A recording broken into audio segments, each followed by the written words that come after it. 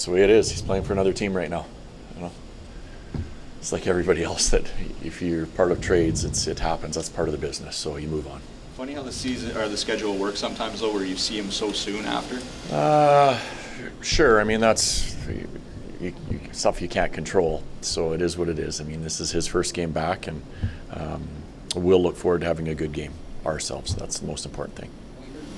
Urgency and energy kind of the conversation this morning. Is that for you just as much a priority as for the players? They sort of felt that they haven't had that the last couple, and maybe they respect the opponent too much. Is that I don't know if it's those things. Those things have to be present for sure. In regards to respecting the opponent, I think we just got away from what we were doing.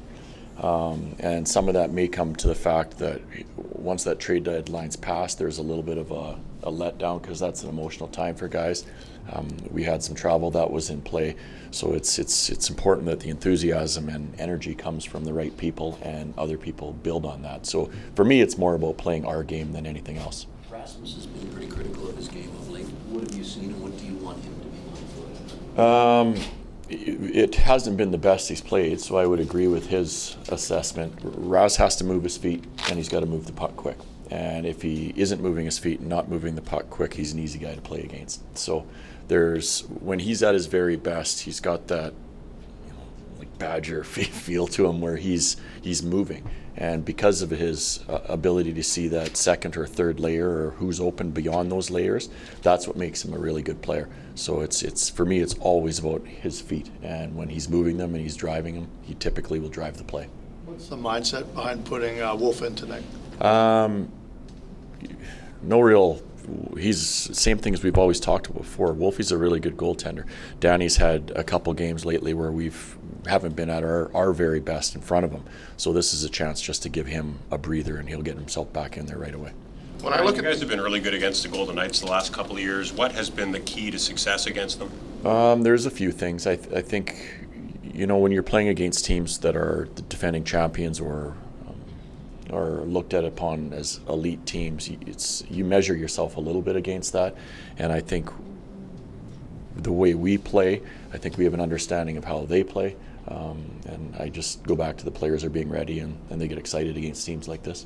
We all know how good the Backlund, Mangiapane, Coleman line has been for this organization, but when there is so much change, you look at the lineup, everything's different, but that line stays the same. Is there additional value in just having a line where those guys know what you want, they know what this organization needs from them? Sure.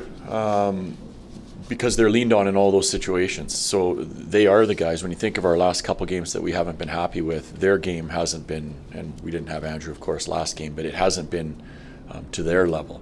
And they're the line that when we need to start the game the right way, they start. When we need to shift momentum, they're the line that does it. So they have a chemistry amongst the three of them. They understand how we have to play to have success, and they're good with that. So it is nice to have three guys that have been together that long that play well together. It's only been a few games, but what have been your impressions of Daniil Miramanov? I've liked him. I think he's got good composure with the puck. He's made some good plays. I like that he's trying to shoot the puck as well. I think that's an important thing for our power play.